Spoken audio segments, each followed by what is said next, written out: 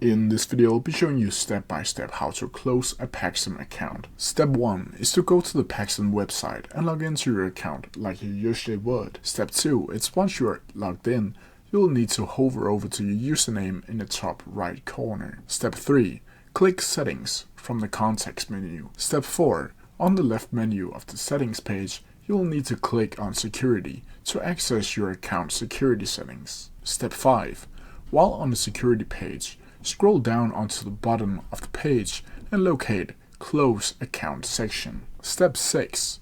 Now click on Close Account button to open the request to close account. Step 7.